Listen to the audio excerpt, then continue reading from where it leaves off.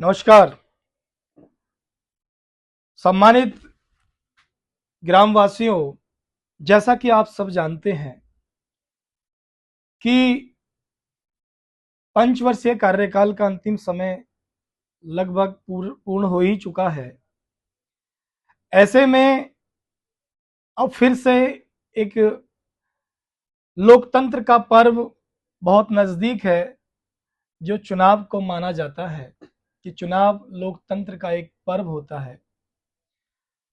हाल ही में पंचायती चुनाव, क्षेत्रीय चुनाव, जिला पंचायत चुनाव बहुत नजदीक हैं। उसके बाद विधानसभा के चुनाव भी 2027 में आ रहे हैं। हालांकि मुख्यमंत्री कार्यालय से अभी तक कोई भी ऐसा कार्यालय आदेश नहीं आया है कि जिससे डेट को निश्चित किया जा सके या कोई योजना बनाई जा सके। बहरहाल सरकार तय करेगी कि परिसीमन क्या है और समय क्या है। हमारी जिम्मेदारी है कि हम व्यवस्था पर बात करें, और व्यवस्था पर बात करें तो ग्राम प्रधानों को लेकर के विशेषकर बात करने के लिए आज का ये विषय हमने चुना है। तो मैं बताना चाहता हूं कि आज समय जागरूकता और शिक्षा का है। वो समय नहीं रहा कि जब कोई भी अधिकारी आते थे और प्रधान जी से अंगूठा लगवा करके अपना काम करते रहते थे। गांव का आधा निधि जो पैसा है वो ऐसे ही गैरत में जाता था, लेकिन अब सब कुछ ऑनलाइन हो चुका है और चेक से पेमेंट होना भी बंद हो गया है। ऐसे में हम सबकी जिम्मेदारी है कि जब देश हमारा आगे बढ़ ही रहा है तो फिर गांव के विकास पर क्यों ना विचार किया जाए। हम सबकी जिम्मेदारी होती है कि हम गांव का प्रतिनिधित्व एक ऐसे शिक्षित व्यक्ति के हाथ में दिया जाए या देना चाहिए जो शिक्षित हो, जागरूक हो। ऐसा नहीं कि दूसरों की कठपुतली बनकर के वो काम करे। लोग लोकतंत्र की बात करते हैं लेकिन लोकतंत्र का मतलब नहीं समझते। लोकतंत्र में पक्ष विपक्ष दोनों की भूमिका महत्वपूर्ण होती है। अगर हम बात करें ग्राम प्रधान की तो ग्राम प्रधान की योग्यता पर भी बात कर लेनी चाहिए। ग्राम प्रधान केवल एक पद नहीं है बल्कि एक पूरे गांव के विकास, न्याय और व्यवस्था की जिम्मेदारी का प्रतीक है। साथ में एक योग्य प्रधान वही होता है जो गांव के हर व्यक्ति की आवाज को समझे। यानी कोई ताकतवर है या कोई गरीब है या कितना भी कमजोर है, हर व्यक्ति की आवाज को, हर व्यक्ति की पीड़ा को, जरूरत को, अधिकारों को समझे। साथ में उनकी समस्याओं का समाधान करने की योग्यता रखता हो। मैं बात करूंगा ईमानदारी और पारदर्शिता पर। ईमानदारी इतनी हो कि वो बेरोजगार ना हो। अगर बेरोजगार होगा तो वो अपना घर चलाने का काम करेगा। कोई भी मुखिया चुना जाए वो बेरोजगार नहीं होना चाहिए। दूसरा, पारदर्शिता में उसका रिकॉर्ड बहुत अच्छा होना चाहिए। वो जिम्मेदारी दे सके समाज को कि मैं हर जो भी पैसा खर्च होता है, जो भी धन खर्च होता है, गांव की निधि खर्च होती है, उसका हिसाब देने के योग्य हो। दूसरी बात, शिक्षा और समझदारी।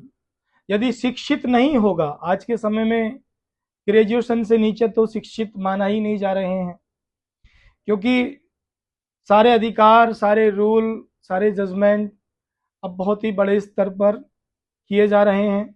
तो कम से कम ग्रेजुएट होना बहुत जरूरी है। हालांकि अभी ऐसा कोई सरकार द्वारा नियम पारित नहीं किया गया है, जिसके चलते लोग द्वेष भाव, ईर्ष्या भाव बनाते हैं और वोटों का नुकसान करने के लिए, एक अच्छे प्रतिनिधि को हराने के लिए राजनीति के शिकार हो जाते हैं और चुनाव को बिगाड़ देते हैं।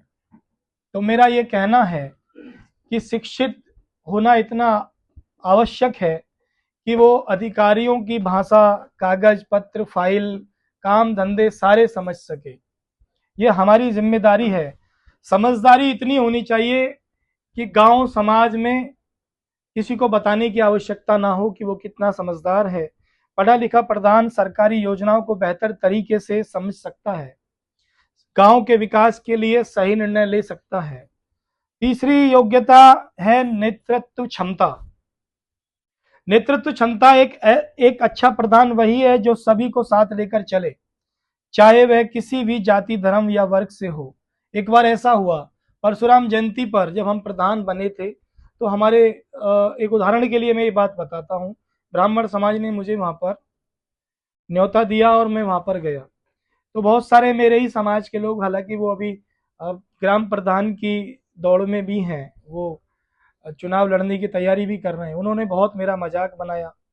तो मैंने उनसे समझाने का प्रयास किया कि प्रधान किसी एक जाति का नहीं होता, प्रधान किसी एक धर्म का नहीं होता है, प्रधान एक संवैधानिक पद है, एक जिम्मेदारी का काम है। उसे सभी जाति धर्म समाज एक समान रूप से सबका नेतृत्व करना होता है।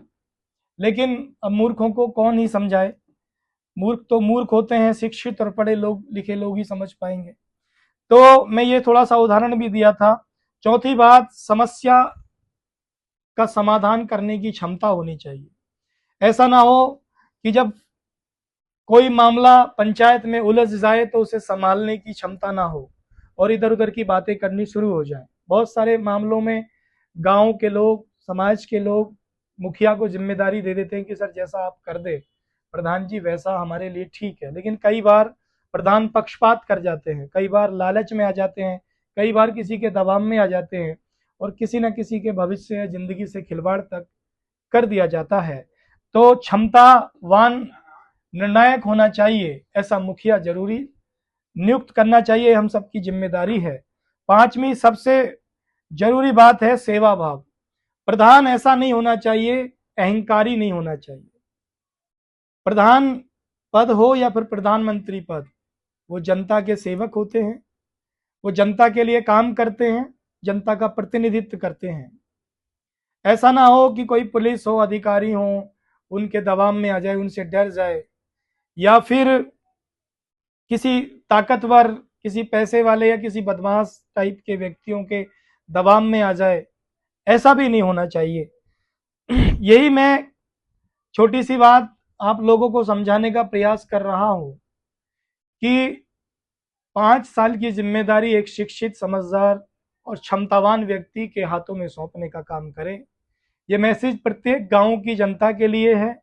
कई बार गलत प्रतिनिधित्व चुनने के बाद झगड़े, दंगे और पक्षपात जैसी चीजें देखने को आती हैं। जीतने के बाद अहंकार की बातें देखने को आती हैं। ये अब हम सबकी जिम्मेदारी है कि हम एक अच्छा प्रतिनिधि चुने। आज के लिए इतना ही। इस पर आपकी क्या राय है जरूर साझा करें।